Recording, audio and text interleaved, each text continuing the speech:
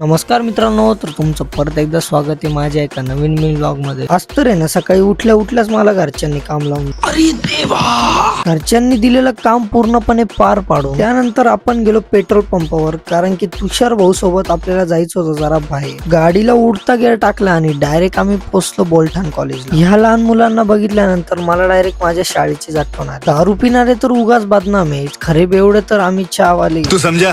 मी white कपडे घातले आणि त्याच्यावर कोणताही डाग नाही पडला असं तर कधी होतच. पण मला नंतर आठवलं, श्रीमान दादांनी एक गोष्ट सांगितली, रुतबा कमी नाही झाला पाहिजे, साल्टी गेली तरी चालेल. भाई ती फिलिंग वेगळीच असते बरं का, जेव्हा आपल्याला कोणीतरी म्हणतो दादा मी तुझे व्हिडिओ बघतो आणि तू व्हिडिओ खूप भारी बनव. आणि या पोरांचं जरा मनावर घ्या,